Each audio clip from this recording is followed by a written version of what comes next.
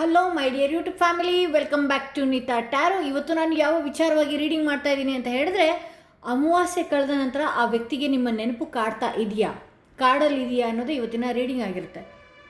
ಬಹುಶಃ ನೀವಿಬ್ಬರು no contact ಸಿಚುವೇಷನಲ್ಲಿರಬಹುದು, low contact ಸಿಚುವೇಷನಲ್ಲಿರಬಹುದು, ಏನೋ ಜಗಳಗಳಾಗಿರಬಹುದು. ಆ ವ್ಯಕ್ತಿಗೆ ನಿಮ್ಮ ವಿಚಾರದಲ್ಲಿ ಇತ್ತೀಚೆಗೆ ಫೀಲಿಂಗ್ಸ್ ಇಲ್ಲದೆ ಇರಬಹುದು.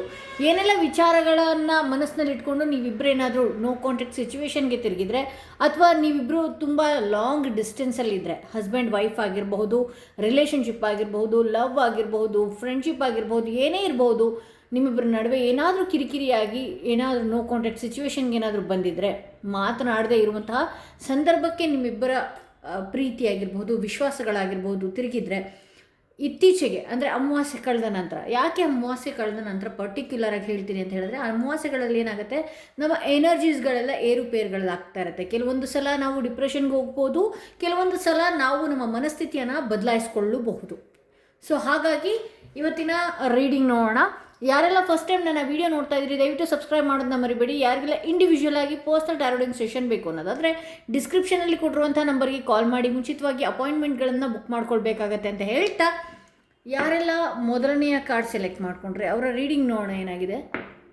ಅಮಾವಾಸ್ಯೆ ಕಳೆದ ನಂತರ ಆ ವ್ಯಕ್ತಿಗೆ ನಿಮ್ಮ ನೆನಪು ಕಾಡಲು ಶುರು ಆಗುತ್ತಾ ಅನ್ನೋದೇ. ಯಾರೆಲ್ಲ ಮೊದಲನೇ ಸ್ಟೋನ್ ಇರುವಂತಹ ಕಾರ್ಡ್ ಸೆಲೆಕ್ಟ್ ಮಾಡಿಕೊಂಡ್ರೆ ಅವರ ರೀಡಿಂಗ್ ನೋಡೋಣ ಏನಾಗಿದೆ ಅಂತ ಹೇಳಿ. ಇಲ್ಲಿ ನೈಟ್ ಆಫ್ ವಾಂಡ್ಸ್ ಬರ್ತಾ ಇದೆ. ಓಕೆ, ನಾನೆಲ್ಲನೂ ಕೂಡ ಎಕ್ಸ್ಪ್ಲೇನ್ ಮಾಡ್ತಾ ಹೋಗ್ತೀನಿ ನಿಮಗೆ.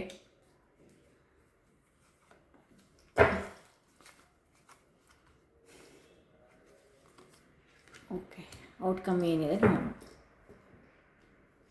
ಇಲ್ಲಿ ನೈಟ್ ಆಫ್ ವಾಂಡ್ಸ್ ಬಂದಿರೋದ್ರಿಂದ ಆ ವ್ಯಕ್ತಿಯ ಮೈಂಡ್ ಏನಿದೆಯಲ್ಲ, ಅವರು ಏನೇ ನಿಮ್ಮ ಜೊತೆಗೆ ಕಾಲ ಕಳೆದಿರ್ಬೋದು, ಏನೇ ಮನಸ್ಥಿತಿಯಲ್ಲಿರ್ಬೋದು, ಬಟ್ ಆದರೆ ಅವರು ಬೇಗ ಪಾರಾಗ್ತಾರೆ. ಬೇಗ ಯೋಚನೆಗಳನ್ನು ಎಷ್ಟೇ ಪ್ರಾಮಿಸ್ ಮಾಡಿರಲಿ, ಅವರು ಏನೇ ಇರಲಿ, ಅವರ ಸಂದರ್ಭಗಳಿಗೆ ಏನಾದರೂ ಒಂದು ಚೂರು ಫಿಕಲ್ ಆಯಿತು ಅಂದ ತಕ್ಷಣ ಮನಸ್ಥಿತಿಗಳನ್ನು ಬೇಗ ಚಂಚಲತೆಯಿಂದ ಕೂಡಿಸ್ಕೊಳ್ತಾರೆ. ಆದರೆ ಈ ವ್ಯಕ್ತಿ ಇದ್ದ ಹಾಗೆ ಇರ್ತಾರ ಅಂತ ಹೇಳಿದ್ರೆ ನೋ ವೇ.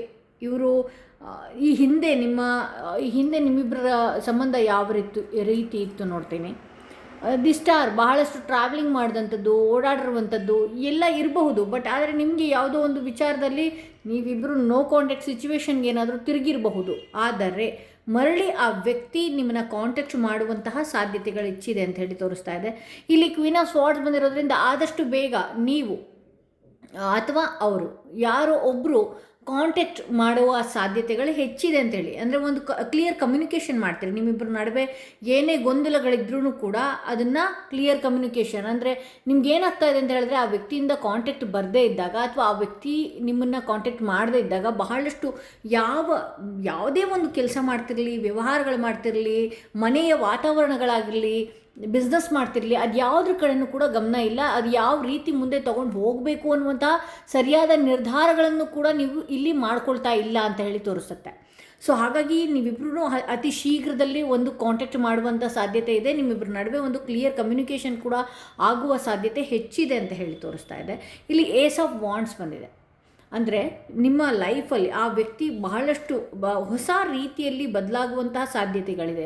ಈ ಪಾಸ್ಟಲ್ಲಿ ಆ ವ್ಯಕ್ತಿ ನಿಮಗೆ ನೋವು ಕೊಟ್ಟಿರಬಹುದು, ದುಃಖಗಳಾಗಿರಬಹುದು, ಆ ವ್ಯಕ್ತಿಯ ಕೆಲವೊಂದು ವಿಚಾರಗಳಲ್ಲಿ ಮಾನಸಿಕವಾಗಿ ನೀವು ನೋವನ್ನು ಅನುಭವಿಸಿರಬಹುದು. ಬಟ್ ಆದರೆ ಆ ವ್ಯಕ್ತಿ ಹೊಸ ರೀತಿಯಲ್ಲಿ ಒಂದು ಆ್ಯಕ್ಷನ್ ತಗೊಳ್ತಾರೆ. ಈ ವಿಚಾರದಲ್ಲಿ, ಈ ಸಂಬಂಧದಲ್ಲಿ ನಾನು ಬಹಳಷ್ಟು ನೋವು ಮಾಡಿದೆ ಈಕೆಗೆ, ಈತನಿಗೆ, ಮರಳಿ ನಾನು ಕಾಂಟ್ಯಾಕ್ಟ್ ಮಾಡಬೇಕು ಅನ್ನುವಂತಹ ಒಂದು ಆ್ಯಕ್ಷನ್ ತಗೊಳ್ತಾರೆ ಅನ್ನುವಂಥದ್ದು ಕೂಡ ಇದೆ. ಇಲ್ಲಿ 9 ಆಫ್ ಕಪ್ಸ್ ಬಂದಿರೋದ್ರಿಂದ ಇವರೊಂದು ರೀತಿ ಅಟ್ರಾಕ್ಟಿವ್ ಪರ್ಸನ್ ಅಂತಲೇ ಹೇಳ್ಬೋದು. ಸಂಬಂಧಗಳನ್ನು ಅಷ್ಟು ಬೇಗ ಬಿಡುವಂತಹ ವ್ಯಕ್ತಿಯಂತೂ ಈ ವ್ಯಕ್ತಿ ಅಲ್ಲ ಅಂತಲೇ ತೋರಿಸುತ್ತೆ. ಸೊ ಅಮಾವಾಸ್ಯೆ ಕಳೆದ ನಂತರ ಈ ವ್ಯಕ್ತಿಯ ಮೈಂಡ್ ಏನಿದೆಯಲ್ಲ, ಒಂದು ರೀತಿಯಾದಂತಹ ನಿಮ್ಮ ಹತ್ತಕ್ಕೆ ಬರುವಂತಹ ರೀತಿಯಲ್ಲಿ ಮನಸ್ಥಿತಿನ ಬದಲಾಯಿಸ್ಕೊಳ್ತಾ ಇದ್ದಾರೆ ಅಂತಲೇ ಹೇಳಬಹುದು. ಹಾಗೆ ಇಲ್ಲಿ ಏನು ನೀವು ಕೆಲಸಗಳನ್ನು ಮಾಡದೆ ಸ್ಟ್ರಕ್ ಆಗ್ತಾಯಿದ್ದೀರಿ, ಊಟ ಮಾಡದೆ ಸ್ಟ್ರಕ್ ಆಗುವಂಥದ್ದು, ನಿದ್ದೆಗಳು ಮಾಡದೆ ಸ್ಟ್ರಕ್ ಆಗುವಂಥದ್ದು. ನೋ ಕಾಂಟ್ಯಾಕ್ಟ್ ಸಿಚುವೇಷನಲ್ಲಿದ್ದರೆ ಅಷ್ಟೆಲ್ಲ ತೊಂದರೆಗಳನ್ನು ಯಾಕೆ ಅನುಭವಿಸಬೇಕು ನೀವು ಅಂತ ನನಗೆ ಅರ್ಥ ಆಗ್ತಾ ಇಲ್ಲ. ನಿಮ್ಮ ಪ್ರೀತಿ ಸತ್ಯವಾದ ಆಗಿದ್ದರೆ ಅಥವಾ ನಿಜವಾದಾಗಿದ್ದರೆ, ಆ ವ್ಯಕ್ತಿ ತುಂಬ ಜೆನ್ಯೂನ್ ಅಂತ ನಿಮಗೆ ಗೊತ್ತಿದ್ದರೆ ಅವ್ರು ಮರಳಿ ಬರ್ತಾರೆ ಅನ್ನುವಂಥ ಸ್ಟ್ರಾಂಗ್ ಒಂದು ಎಮೋಷನ್ಸ್ಗಳನ್ನು ಬಿಲ್ಡ್ ಮಾಡ್ಕೊಳ್ಳಿ ನಿಮಗೆ ನೀವೇ. ಅದನ್ನು ಬಿಟ್ಟು ನೀವು ಮಾಡ್ತಾ ಇರುವಂತಹ ಕೆಲಸದಲ್ಲಾಗಿರಲಿ ಅಥವಾ ಎಲ್ಲರ ಜೊತೆ ಇದ್ದಾಗಲೂ ಕೂಡ ಅದೇ ಮೂಡಲ್ಲಿ ಇರುವಂಥದ್ದು, ದಯವಿಟ್ಟು ಅದನ್ನು ತಲೆಯಿಂದ ತೆಗೆದು ಹಾಕಬೇಕಾಗತ್ತೆ. ಈ ವ್ಯಕ್ತಿ ಅವರೇ ಒಂದು ಕಾಂಟ್ಯಾಕ್ಟ್ ಮಾಡುವ ಸಾಧ್ಯತೆ ಇದೆ, ಅಥವಾ ನೀವು ಕಾಂಟ್ಯಾಕ್ಟ್ ಮಾಡಲಿ ಅನ್ನುವಂಥ ಎಕ್ಸ್ಪೆಕ್ಟೇಷನ್ಸ್ಗಳು ಕೂಡ ಇದೆ. ಇಲ್ಲಿ ಅವರೇ ಕಾಲ್ ಮಾಡಿದಾಗ ಒಂದು ಕ್ಲಿಯರ್ ಕಮ್ಯುನಿಕೇಷನ್ಗೆ ಹಾಗೆ ಒಂದು ಸರಿಯಾದ ದೃಢ ನಿರ್ಧಾರಕ್ಕೆ ಈ ವ್ಯಕ್ತಿ ಬರ್ತಾರೆ ಅಂತ ಹೇಳ್ಬೋದು. ಇಲ್ಲಿ ಏಸ್ ಆಫ್ ವಾಂಡ್ಸ್ ಬಂದಿದೆ. ಅಗೇನ್ ಈ ವ್ಯಕ್ತಿ ಹೊಸ ರೀತಿಯಲ್ಲಿ, ಬದಲಾದ ರೀತಿಯಲ್ಲಿ ಬರುವ ಸಾಧ್ಯತೆಗಳು, ಮೀಟ್ ಆಗುವ ಸಾಧ್ಯತೆಗಳು ಇದೆ, ಹೆಚ್ಚಾಗೇ ಇದೆ ಅಂತ ಹೇಳ್ಬೋದು. ಯಾಕೆಂದರೆ ಇಲ್ಲಿ ವಾಂಡ್ಸ್ಗಳನ್ನು ನಾನು ಜಾಸ್ತಿ ನೋಡ್ತಾ ಇರೋದ್ರಿಂದ ಮೀಟ್ ಆಗುವ ಸಾಧ್ಯತೆಗಳಿದೆ. ಇಲ್ಲಿ ಯೋಚನೆಗಳನ್ನು ಅವರು ಬಹಳಷ್ಟು ಕ್ಲಿಯರಾಗಿ ಯೋಚನೆ ಮಾಡ್ತಾ ಇದ್ದಾರೆ ನಿಮ್ಮಿಬ್ಬರ ಸಂಬಂಧದಲ್ಲಿ ಅಂತ ಹೇಳ್ಬೋದು. ಸೊ ಇದು ಮೊದಲನೆಯ ಕಾರ್ಡ್ ಯಾರು ಸೆಲೆಕ್ಟ್ ಮಾಡ್ಕೊಂಡಿದ್ರಿ ಅವರ ರೀಡಿಂಗ್ ಇದಾಗಿತ್ತು ಅಂತ ಹೇಳ್ತಾ, ಯಾರೆಲ್ಲ ಸೆಕೆಂಡ್ ಕಾರ್ಡ್ ಸೆಲೆಕ್ಟ್ ಮಾಡ್ಕೊಂಡ್ರಿ ಅವರ ರೀಡಿಂಗ್ ನೋಡೋಣ ಏನಾಗಿದೆ ಅಂತ ಹೇಳಿ. ಯಾರಿಗೆಲ್ಲ ಇಂಡಿವಿಜುವಲ್ ಆಗಿ ಪರ್ಸ್ನಲ್ ಟ್ಯಾರೋಡಿಂಗ್ ಸೆಷನ್ ಬೇಕು, ಹಾಗೆ ನಿಮ್ಮ ಸಮಸ್ಯೆಗಳಿಗೆ ಕ್ರಿಸ್ಟಲ್ಸ್ಗಳು ಯಾವ ರೀತಿ ಬುಕ್ ಮಾಡ್ಕೊಳ್ಬೇಕು ಅನ್ನುವಂಥದ್ದಕ್ಕೆ ಡಿಸ್ಕ್ರಿಪ್ಷನಲ್ಲಿ ನಂಬರ್ಗಳನ್ನು ಕೊಟ್ಟಿದ್ದೀನಿ. ಯಾವ್ಯಾವ ಸಮಸ್ಯೆಗಳಿಗೆ ಕ್ರಿಸ್ಟಲ್ಸ್ಗಳನ್ನು, ಯಾವ್ಯಾವ ಸ್ಟೋನ್ಸ್ಗಳು ಹಾಕಿದಾಗ ನಿಮ್ಮ ದೇಹದಲ್ಲಿರುವಂತಹ ಬ್ಲಾಕೇಜಸ್ಗಳು ಓಪನ್ ಆಗುವಂಥದ್ದು ಅಥವಾ ನಿಮ್ಮ ಸಮಸ್ಯೆಗಳನ್ನು ಬಗೆಹರಿಸುವಂತಹ ರೆಮಿಡೀಸ್ಗಳು ಕೂಡ ನನ್ನ ಸೆಷನ್ನಲ್ಲಿ ಸಿಗ್ತಾ ಹೋಗುತ್ತೆ ನಿಮಗೆ. ನೀವೇನು ಮಾಡಬೇಕಾಗತ್ತೆ, ಡಿಸ್ಕ್ರಿಪ್ಷನಲ್ಲಿ ಕೊಟ್ಟಿರುವಂತಹ ನಂಬರ್ಗೆ ಮುಂಚಿತವಾಗಿ ಕಾಲ್ ಮಾಡಿ ಬುಕ್ ಮಾಡ್ಕೊಳ್ಬೇಕಾಗತ್ತೆ. ಆ ವ್ಯಕ್ತಿಯ ಮನಸ್ಥಿತಿ ಹೇಗಿದೆ, ಆ ವ್ಯಕ್ತಿ ನಿಮಗೆ ಕಾಂಟ್ಯಾಕ್ಟ್ ಮಾಡುವ ಸಾಧ್ಯತೆ ಇದೆಯಾ, ಅಮಾವಾಸ್ಯೆ ಕಳೆದ ನಂತರ ಅವರ ಭಾವನೆಗಳು ಯಾವ ರೀತಿ ಬದಲಾಗ್ತಾ ಇದೆ ಅನ್ನೋದೇ ಇವತ್ತಿನ ರೀಡಿಂಗ್ ಆಗಿರುತ್ತೆ. ಇಲ್ಲಿ 5 ಆಫ್ ವಾಂಡ್ಸ್ ಬರ್ತಾ ಇದೆ, ಓಕೆ, ಏಸ್ ಆಫ್ ಸ್ವಾರ್ಡ್ಸ್ ಬರ್ತಾ ಇದೆ, ಎಂಪ್ರೆಸ್ ಬರ್ತಾ ಇದೆ. ಹಿಂದೆ ಭಾಳ ಜಗಳಗಳು ನಿಮ್ಮಿಬ್ಬರ ನಡುವೆ ಆಗಿತ್ತು ಅಂತ ಹೇಳಿ, ಬಹಳಷ್ಟು ಯೋಚನೆಗಳು, ಬಹಳಷ್ಟು ನಿಮಗೂ ಕೂಡ ಈ ವ್ಯಕ್ತಿಯ ವಿಚಾರವಾಗಿ ಬಹಳಷ್ಟು ಅನುಮಾನಗಳು ಪಡುವಂಥದ್ದು, ಬಹಳಷ್ಟು ಕಿರಿಕಿರಿಗಳನ್ನು ಮಾಡುವಂಥದ್ದು. ಇಲ್ಲಿ ನಿಮ್ಮಿಬ್ಬರ ಜಗಳಕ್ಕಿಂತ ಬೇರೆಯವರ ವಿಚಾರದಲ್ಲಿ ಅಥವಾ ಬೇರೆಯವರು ನಿಮ್ಮನ್ನು ಮ್ಯಾನಿಪುಲೇಟ್ ಮಾಡಿರೋದ್ರಲ್ಲೇ ನೀವು ಬ್ಯುಸಿಯಾಗಿರ್ತೀರಿ. ಅದೇ ವಿಚಾರದಲ್ಲಿ ಕೂತು ಕ್ಲಿಯರ್ ಕಮ್ಯುನಿಕೇಷನ್ ಮಾಡೋದಿಲ್ಲ ನೀವಿಬ್ಬರು. ಬೇಡದ ವಿಚಾರಗಳನ್ನು ತಗೊಳ್ಳುವಂಥದ್ದು ಅಥವಾ ಪಾಸ್ಟ್ ವಿಚಾರಗಳನ್ನು ತಗೊಳ್ಳುವಂಥದ್ದು, ಕಿರಿಕಿರಿ ಮಾಡುವಂಥದ್ದು, ಅವ್ರನ್ನ ನೀವಾಗಲಿ ನಿಮ್ಮನ್ನು ಅವರಾಗಲಿ ಮಾನಸಿಕವಾಗಿ ಕಿರಿಕಿರಿಗಳು, ಜಗಳಗಳೇ ಹೆಚ್ಚಾಗಿ ನಾನು ನೋಡ್ತಾ ಇದ್ದೀನಿ. ಈ ಅಮಾವಾಸ್ಯೆ ಕಳೆದ ನಂತರ ಹಾಗಾದರೆ ಏನಿದೆ ಅಂತ ಹೇಳಿದ್ರೆ ಏಸ್ ಆಫ್ ಸ್ವಾರ್ಡ್ಸ್ ಬಂದಿದೆ. ಯಾವುದೋ ಒಂದು ಯೋಚನೆಗಳು, ಯಾವುದೋ ಒಂದು ವಿಚಾರದಲ್ಲಿ ದಯವಿಟ್ಟು ನೀವೇನಾದರೂ ಆ ಜಗಳಗಳ ಆದಮೇಲೆ ಕಮ್ಯುನಿಕೇಷನ್ ಮಾಡ್ತಿದ್ರಿ ಅಂತ ಹೇಳಿದ್ರೆ ದಯವಿಟ್ಟು ಸ್ಟಾಪ್ ಮಾಡಿ. ಈ ರೀಡಿಂಗ್ ನೋಡಿದ್ಮೇಲೆ ದಯವಿಟ್ಟು ಕಾಂಟ್ಯಾಕ್ಟ್ನ ಸ್ಟಾಪ್ ಮಾಡಿ. ಮೇಡಮ್ ಇಲ್ಲ, ಬೆಳಗ್ಗೆಲ್ಲ ಮಾಡಿದ್ದೆ ಮೇಡಮ್, ನೆನ್ನೆನೂ ಮೆಸೇಜ್ ಮಾಡಿದ್ದೆ, ಇವತ್ತು ಮೆಸೇಜ್ ಮಾಡಿದ್ದೆ, ನಾನು ಹೆಂಗೆ ಕಾಂಟ್ಯಾಕ್ಟ್ನ ಈಗ ನಾನು ಸ್ಟಾಪ್ ಮಾಡೋದಕ್ಕಾಗತ್ತೆ ಅಂತ ಹೇಳಿದ್ರೆ ಇದಕ್ಕಿದ್ದ ಹಾಗೆ ಸ್ಟಾಪ್ ಮಾಡಿ. ಯಾಕೆಂದರೆ ಆ ವ್ಯಕ್ತಿ ನಿಮ್ಮ ಬಗ್ಗೆ ಯೋಚನೆ ಮಾಡುವಂತಹ ಸಾಧ್ಯತೆಗಳು ಕೂಡ ಹೆಚ್ಚಾಗಿದೆ. ಇನ್ನು 2 ದಿನಗಳಲ್ಲೇ ಯಾವುದೋ ಒಂದು ವಿಚಾರಕ್ಕಾಗಿರ್ಬೋದು ಅಥವಾ ನಿಮ್ಮ ಕಡೆಯಿಂದ ಫೋನ್ ಆಗಲಿ ಮೆಸೇಜ್ ಆಗಲಿ ಏನೂ ಇಲ್ಲ, ನಿಮ್ಮ ಪ್ರೊಫೈಲ್ ಎಲ್ಲೂ ಕಾಣಿಸ್ತಾ ಇಲ್ಲ ಅಂತ ಅಂದಾಗ ನಿಮ್ಮ ವಿಚಾರವಾಗಿ ಬೆದಕಾಡುವಂತಹ ಸಾಧ್ಯತೆಗಳು ಹೆಚ್ಚಾಗಿದೆ ಅಂತ ಹೇಳ್ಬೋದು. ಇಲ್ಲಿ ಎಂಪ್ರೆಸ್ ಕಾರ್ಡ್ ಬಂದಿದೆ. ನಾನು ಯಾವಾಗಲೂ ಅಷ್ಟೇ ಹೇಳೋದು, ಕಾರ್ಡಲ್ಲಿ ಎಂಪ್ರೆಸ್ ಕಾರ್ಡ್ ಬಂತು ಅಂದರೆ ಅದ್ಭುತ. ಮೇಜರಾಗಿ ನೀವಿಬ್ಬರು ದೂರ ಆಗೋದಕ್ಕಾಗೋದೇ ಇಲ್ಲ. ಇನ್ನೂ ಮೇಜರಾಗಿ ಹೇಳಬೇಕು ಅನ್ನೋದಾದರೆ ಈ ಸಂಬಂಧ ಏನಿದೆಯಲ್ಲ ಒಂದು ಫ್ರೂಟ್ಫುಲ್ ಆಗಿದೆ, ಬಹಳಷ್ಟು ಚೆನ್ನಾಗಿರುವಂತಹ ಸಂಬಂಧ, ನೀವು ಚೆನ್ನಾಗಿ ಇಟ್ಕೊಳ್ಳುವಂತಹ ರೀತಿ ನಿಮಗೆ ಬಿಟ್ಟಿದ್ದು ಅಂತ ಹೇಳಿ. ಯಾಕೆ ಅಂತ ಹೇಳಿದ್ರೆ ಪದೇ ನೀನಿಲ್ಲ ಅಂದರೆ ನನಗಿರೋದಕ್ಕಾಗೋದಿಲ್ಲ, ನಿನ್ನ ಜೀವ, ನಿನ್ನ ಪ್ರಾಣ, ನೀನು ಯಾರ ಜೊತೆ ಮಾತಾಡ್ತಾ ಇದೆಯಾ, ನೀನು ಯಾಕೆ ಮಾತಾಡ್ತಾ ಇದೆಯಾ, ಇದನ್ನೆಲ್ಲ ಏನು ಮಾಡ್ತಿದ್ದೀರಿ ದಯವಿಟ್ಟು ಸ್ಟಾಪ್ ಮಾಡಬೇಕಾಗತ್ತೆ. ಯಾಕೆ ಅಂತ ಹೇಳಿದ್ರೆ ಮೇಜರ್ ಕಾರ್ಡ್ ನಿಮ್ಮ ಹತ್ರನೇ ಬಂದಿರೋದ್ರಿಂದ ಏನಾಗುತ್ತೆ ಅಂತ ಹೇಳಿದ್ರೆ ಒಂದಷ್ಟು ಆ ವ್ಯಕ್ತಿ ನಿಮ್ಮ ಹತ್ರ ಬರುವಂತಹ ಸಾಧ್ಯತೆಗಳು ಹೆಚ್ಚಾಗಿದೆ ಅಂತ ಹೇಳಿ ತೋರಿಸುತ್ತೆ. ಸೊ ಹಾಗಾಗಿ ಈ ಸಂಬಂಧ ಆದಷ್ಟು ಬೇಗ ಬಿಟ್ಟು ಹೋಗುವಂಥ ಸಾಧ್ಯತೆಗಳು ಇಲ್ಲ. ಇಲ್ಲಿ ಕಿಂಗ್ ಆಫ್ ಪೆಂಟಿಕಲ್ಸ್ ಬಂದಿರೋದ್ರಿಂದ ಆ ವ್ಯಕ್ತಿಗೆ ಒಂದಷ್ಟು ಜವಾಬ್ದಾರಿಗಳು ಕೂಡ ಇದೆ. ಆ ವ್ಯಕ್ತಿಗೆ ಜವಾಬ್ದಾರಿ ಇದೆ, ಹಾಗೆ ಬಹಳಷ್ಟು ಅವಕಾಶಗಳು ಆ ವ್ಯಕ್ತಿಯ ಲೈಫಲ್ಲಿದೆ. ನೈಟ್ ಆಫ್ ಪೆಂಟಿಕಲ್ಸ್ ಬಂದಿರೋದ್ರಿಂದ ಇದೇ ವಿಚಾರವಾಗಿ ಒಂದಷ್ಟು ಬ್ಯುಸಿ ಆಗ್ಬೋದು, ಅವ್ರ ಕೆಲಸದ ವಿಚಾರವಾಗಿ ಬ್ಯುಸಿ ಆಗಬಹುದು, ಯಾವುದೋ ಒಂದು ಭೂಮಿ ಖರೀದಿ ವಿಚಾರವಾಗಿ ಬ್ಯುಸಿ ಆಗಬಹುದು, ಅಥವಾ ಯಾವುದೋ ಒಂದು ಏನೋ ಒಂದು ವಸ್ತುಗಳನ್ನು, ವಾಹನಗಳನ್ನು ಖರೀದಿ ಮಾಡುವಂಥದ್ರಲ್ಲಿ ಬ್ಯುಸಿ ಆಗುವಂಥ ಸಾಧ್ಯತೆಗಳಿದೆ.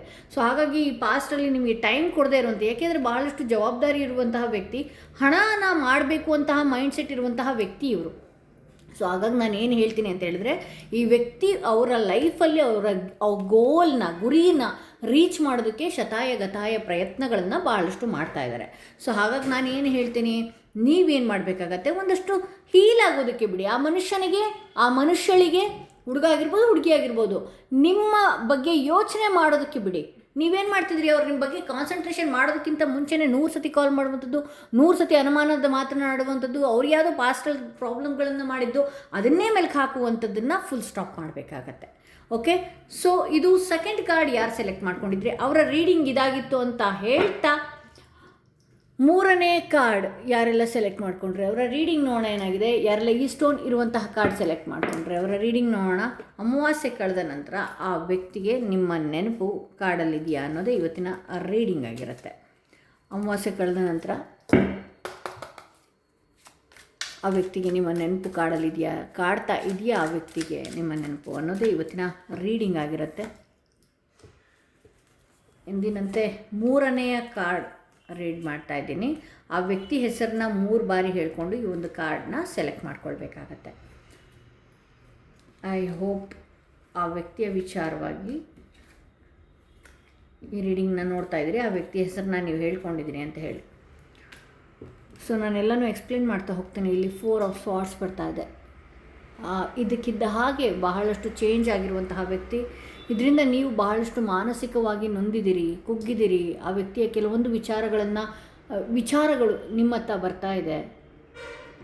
ನೆಗೆಟಿವ್ ವಿಚಾರಗಳು ಬರುವಂಥದ್ದು, ಅಥವಾ ಅವ್ರು ಯಾವುದೋ ಒಂದು, ನೀವು ಬಹಳಷ್ಟು ನೋವಿನಲ್ಲಿದ್ದೀರಿ, ಆ ವ್ಯಕ್ತಿ ಬಹಳಷ್ಟು ಸಂಭ್ರಮದಲ್ಲಿದ್ದಾರೆ ಅಂತಲೇ ನಾನು ಹೇಳ್ಬೋದು. ಯಾವುದೋ ಒಂದು ಅವರ ಲೈಫಲ್ಲಿ ಏನೋ ಅಚೀವ್ ಮಾಡಿರುವ ರೀತಿಯಲ್ಲಿ, ಅಥವಾ ಕೆಲವೊಂದು ಮದುವೆ ಸಮಾರಂಭಗಳಲ್ಲಿ ಈ ವ್ಯಕ್ತಿ ಬ್ಯುಸಿ ಇದ್ದಾರೆ ಅಂತಲೇ ತೋರಿಸ್ತಾ ಇದೆ. ಇಲ್ಲಿ ನೀವು ಬಹಳಷ್ಟು ಮಂಕಾಗಿದ್ದೀರಿ. ಆದಷ್ಟು ಈಶ್ವರನ ಪ್ರಾರ್ಥನೆ ಮಾಡ್ಕೊಳ್ಳೋದು ತುಂಬ ಉತ್ತಮ ಅಂತಲೇ ಹೇಳಬಹುದು. ಈಶ್ವರನ ಪ್ರಾರ್ಥನೆ ಮಾಡ್ಕೊಳ್ಳುವಂಥದ್ದು ಇದೊಂದು ಟೈಮ್ ಏನಾಗಿದೆ ಗೊತ್ತಾ, ನೀವು ಈ ವಿಚಾರದಲ್ಲಿ, ಈ ಸಂಬಂಧಗಳ ವಿಚಾರದಲ್ಲಿ ಬಹಳಷ್ಟು ನಿಮ್ಮ ಬಗ್ಗೆ ನೀವು ಕೇರ್ ಮಾಡದೇ ಇರುವಂಥದ್ದು, ಹಾಗೆ ಸ್ಪಿರಿಚುವಲ್ ಕನೆಕ್ಟ್ ಆಗದೇ ಇರುವಂಥದ್ದು, ಇದು ಬಹಳ ದೊಡ್ಡದಾಗಿ ಹೊಡೆತ ಕೊಟ್ಟಿದೆ.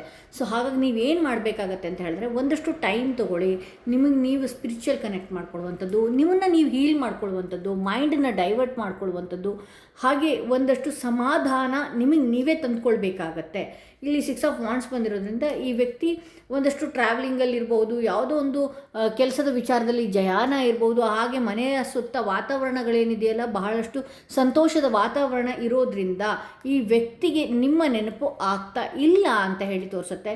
ನೈಟ್ ಆಫ್ ಪೆಂಟಿಕಲ್ಸ್ ಬಂದಿರೋದ್ರಿಂದ ಒಂದಷ್ಟು ನಿಧಾನವಾಗಿ ಮರಳಿ ನಿಮ್ಮ ವಿಚಾರವಾಗಿ ಮೈಂಡ್ಸೆಟ್ ಇವ್ರಿಗೆ ಬರುವ ಸಾಧ್ಯತೆಗಳಿದೆ. ಇವರಿಗೆ ಬಹಳಷ್ಟು ಆಪರ್ಚುನಿಟೀಸ್ಗಳಿರೋದ್ರಿಂದ, ಅವಕಾಶಗಳಿರೋದ್ರಿಂದ ಈ ವ್ಯಕ್ತಿ ಏನಿದೆಯಲ್ಲ ನಿಮ್ಮ ಜೊತೆಗೇ ಇರಬೇಕು, ಅಥವಾ ನಿಮ್ಮ ಜೊತೆಗೆ ಕಾಂಟ್ಯಾಕ್ಟ್ ಮಾಡಬೇಕು, ಮಾತಾಡಬೇಕು, ಇದು ಯಾವ ಹಂಬಲನೂ ಕೂಡ ಈ ವ್ಯಕ್ತಿಗೆ ಈಗಿಲ್ಲ. ಈ ವ್ಯಕ್ತಿ ಏನು ಮಾಡ್ತಾ ಇದ್ದಾರೆ ಅಂತ ಹೇಳಿದ್ರೆ, ಒಂದಷ್ಟು ಮೈಂಡನ್ನು ಡೈವರ್ಟ್ ಮಾಡ್ಕೊಳ್ಳುವಂಥದ್ದು, ಅವರೇ ಮೈಂಡನ್ನು ಡೈವರ್ಟ್ ಮಾಡ್ಕೊಳ್ಳುವಂಥದ್ದು. ಈ ವ್ಯಕ್ತಿ ಇಷ್ಟೆಲ್ಲ ಬದಲಾಗ್ತಾರ ಅನ್ನುವಂತಹ ಒಂದು ಚಿಕ್ಕ ಸೂಚನೆಗಳು ಕೂಡ ನಿಮಗಿರಲಿಲ್ಲ. ಇದೊಂದು ರೀತಿ ಅವ್ರು ನಿಮ್ಮನ್ನು ಅವಾಯ್ಡ್ ಮಾಡ್ತಾ ಇರೋದು, ಅಥವಾ ಅವ್ರು ನಿಮ್ಮಿಂದ ದೂರ ಆಗ್ತಾ ಇರೋದು, ಅಥವಾ ಅವ್ರು ಯಾವುದೋ ಒಂದು ವರ್ಕಲ್ಲಿ ಬ್ಯುಸಿ ಇದ್ದಾಗ ಅವರು ನಿಮಗೆ ನಿಮ್ಮ ಕಾಂಟ್ಯಾಕ್ಟಿಗೆ ಆ ವ್ಯಕ್ತಿ ಸಿಗದೇ ಇದ್ದಾಗ ನಿಮಗೆ ಬಹಳಷ್ಟು ಮಾನಸಿಕವಾಗಿ ನೋವು ಉಂಟಾಗ್ತಾ ಇದೆ. ಇದೆಲ್ಲ ಯಾಕೆ ನಿಮ್ಮಿಬ್ಬರ ಸಂಬಂಧದಲ್ಲಿ ಆಗ್ತಾ ಇದೆ ಅಂತ ಹೇಳಿದ್ರೆ, ಆಬ್ವಿಯಸ್ಲಿ ನೀವೇನಾದರೂ ದೇವರ ಕಾರ್ಯಗಳನ್ನು ಅಥವಾ ದೈವ ಕಾರ್ಯಗಳನ್ನು ಈ ಹಿಂದೆ ನಡೆಸ್ಕೊಂಡು ಬಂದಂಥ ಕಾರ್ಯಗಳು ಏನಾದರೂ ಇತ್ತು ಅಂದರೆ ದಯವಿಟ್ಟು ಅದನ್ನು ಸಂಪೂರ್ಣವಾಗಿ ಮುಗಿಸ್ಬೇಕಾಗತ್ತೆ. ಮೇನಾಗಿ ನಾನು 4 ಆಫ್ ಸ್ವಾರ್ಡ್ಸ್ ಬಂದಾಗ ಈ ರೀತಿ ನಿಮ್ಮನ್ನು ಸ್ಟ್ರಕ್ ಮಾಡಿಬಿಡುತ್ತೆ. ಯಾವುದೋ ಒಂದು ಹೇಳ್ಕೊಂಡಂಥದ್ದು, ನೀವೇನಾದರೂ ಹರಕೆಗಳನ್ನಾಗಿರ್ಬೋದು, ಏನೇ ಇರ್ಬೋದು, ಪೂಜೆಗಳನ್ನು ಡೈಲಿ ಒಂದು ರೀತಿಯಲ್ಲಿ ನಾನು ಸ್ಪಿರಿಚುವಲ್ ಒಂದು ವೇಯಲ್ಲಿ ಕನೆಕ್ಟ್ ಆಗ್ತಾ ಇದ್ದೆ. ಇದಕ್ಕಿದ್ದಾಗೆ ಆ ಸಂಬಂಧ ನನ್ನಿಂದ ಯಾಕೆ ದೂರ ಆಯಿತು. ನಮಗೆ ಬೇಕಾದ್ದನ್ನು ಭಗವಂತ ಬೇಗ ಕಿತ್ಕೊಂಡು ಬಿಡ್ತಾನೆ. ಬಿಕಾಸ್ ನಾವು ಯಾವುದನ್ನು ಬೇಕು ಅದನ್ನು ಕಿತ್ಕೊಂಡಾಗ ಏನು ಮಾಡ್ತೀವಿ, ನಾವು ಭಗವಂತನ ಹತ್ರ ಹೋಗ್ತೀವಿ. ಹಾಗಾಗಿ ಈ ಥರದ್ದೊಂದು ಸಮಸ್ಯೆ ನಿಮಗೆ ಅದೇ ರೀತಿಯೇ ಆಗಿದೆ ಅಂತ ಹೇಳಬಹುದು. ಇಲ್ಲಿ 10 ಆಫ್ ಪೆಂಟಿಕಲ್ಸ್ ಬಂದಿರೋದ್ರಿಂದ ಅವ್ರಿಗೆ ಈಗ ಬಹಳಷ್ಟು ಅವಕಾಶಗಳಿದೆ. ಹಾಗೆ ನೀವಲ್ಲದೆ ಇದ್ದರೂ ಬೇರೆಯವ್ರ ಜೊತೆಗೆ ಅವ್ರು ಮಾತನಾಡುವಂಥದ್ದು, ಅವರ ಮೈಂಡನ್ನು ಡೈವರ್ಟ್ ಮಾಡ್ಕೊಳ್ಳುವಂಥದ್ದು, ಈ ರೀತಿಯೆಲ್ಲ ಮಾಡ್ತಾ ಇದ್ದಾರೆ. ಬಟ್ 10 ಆಫ್ ಪೆಂಟಿಕಲ್ಸ್ ಬಂದಿರೋದ್ರಿಂದ ಅಗೇನ್ ಈ ವ್ಯಕ್ತಿ ನಿಮ್ಮ ಹತ್ರ ಮಾತಾಡುವ ಸಾಧ್ಯತೆಗಳು ಹೆಚ್ಚಿದೆ ಅಂತ ಹೇಳಿ ತೋರಿಸುತ್ತೆ. ಈ ವ್ಯಕ್ತಿ ಅವರಾಗವರೇ ನಿಮ್ಮನ್ನು ಕಾಂಟ್ಯಾಕ್ಟ್ ಮಾಡುವಂಥದ್ದಾಗಿರ್ಬೋದು, ಹಾಗೆ ಯಾವುದೋ ಒಂದು ವಿಚಾರಕ್ಕೆ, ಹಣಕಾಸಿನ ವಿಚಾರಕ್ಕಾಗಿರ್ಬೋದು, ಅಥವಾ ಯಾವುದೋ ಒಂದು ಫಿನಾನ್ಷಿಯಲಿ ವಿಚಾರದಲ್ಲೇ, ಅಥವಾ ಫಿನಾನ್ಷಿಯಲಿ ವಿಚಾರ ಕಷ್ಟ ಸುಖಗಳನ್ನು ಹೇಳ್ಕೊಳ್ಳುವ ರೀತಿಯಲ್ಲಿ ಆ ವ್ಯಕ್ತಿ ನಿಮ್ಮನ್ನು ಕಾಂಟ್ಯಾಕ್ಟ್ ಮಾಡುವಂಥ ಸಾಧ್ಯತೆಗಳಿದೆ. ಬಟ್ ಆದರೆ ಹತ್ತಿರದಲ್ಲಿ ಇಲ್ಲ, ಸ್ವಲ್ಪ ದೂರದಲ್ಲಿ, ಅಂದರೆ ನಿಧಾನವಾಗಿ ಅವರು ನಿಮ್ಮನ್ನು ಕಾಂಟ್ಯಾಕ್ಟ್ ಮಾಡುವಂತಹ ಸಾಧ್ಯತೆಗಳಿದೆ. ಬಿಕಾಸ್ ಇಲ್ಲಿ ಪರ್ಟಿಕ್ಯುಲರ್ ನಾನು ಹೇಳಬೇಕಂದ್ರೆ ಇಲ್ಲಿ ಯಾವುದೋ ಒಂದು ಹೊಸ ಹೊಸ ಅವಕಾಶಗಳಾಗಿರ್ಬೋದು, ಹಾಗೆ ಹೊಸ ದಾರಿ ಅವರ ಲೈಫಲ್ಲಿ ಇರೋದ್ರಿಂದ ಅವ್ರಿಗೆ ನಿಮ್ಮ ಕಡೆಗೆ ಮೈಂಡ್ ಏನಿದೆಯಲ್ಲ ಡೈವರ್ಟ್ ಆಗ್ತಾ ಇಲ್ಲ. ಸೊ ಹಾಗಾಗಿ ನೀವೇನು ಮಾಡಬೇಕಾಗತ್ತೆ, ಒಂದಷ್ಟು ನಿಮ್ಮನ್ನು ನೀವು ಹೀಲ್ ಮಾಡ್ಕೊಳ್ಬೇಕಾಗತ್ತೆ. ಮೆಡಿಟೇಷನ್ ಆಗಿರ್ಬೋದು, ಅಥವಾ ನೀವು ನಂಬುವಂತಹ ದೇವರನ್ನ ಪೂಜಿಸುವಂಥದ್ದು, ಯಾವುದಾದ್ರೂ ದೈವನ ಪೂಜಿಸುವಂಥದ್ದು ನಿಲ್ಲಿಸಿದರೆ ದಯವಿಟ್ಟು ಇದನ್ನು ಮಾಡ್ಕೊಳ್ಬೇಕಾಗತ್ತೆ ಅಂತ ಹೇಳ್ತಾ ಈ ವಿಡಿಯೋನ ಇಲ್ಲಿಗೆ ಮುಗಿಸ್ತಾ ಇದ್ದೀನಿ. ಮತ್ತಷ್ಟು ವಿಡಿಯೋದೊಂದಿಗೆ ನಾನು ನಿಮ್ಮನ್ನು ಭೇಟಿ ಆಗ್ತೀನಿ. ಯಾರಿಗೆಲ್ಲ ಇಂಡಿವಿಜುವಲ್ ಆಗಿ ಪರ್ಸನಲ್ ಟಾರೋಟಿಂಗ್ ಸೆಷನ್ ಬೇಕು ಅನ್ನೋದಾದರೆ ಡಿಸ್ಕ್ರಿಪ್ಷನಲ್ಲಿ ಕೊಟ್ಟಿರುವಂಥ ನಂಬರ್ಗೆ ಕಾಲ್ ಮಾಡಿ ಮುಂಚಿತವಾಗಿ ಅಪಾಯಿಂಟ್ಮೆಂಟ್ಗಳನ್ನು ವಾಟ್ಸಪ್ ಮುಖಾಂತರ ಪಡೀರಿ ಅಂತ ಹೇಳ್ತಾ ಈ ವಿಡಿಯೋನ ಇಲ್ಲಿಗೆ ಮುಗಿಸ್ತಾ ಇದ್ದೀನಿ.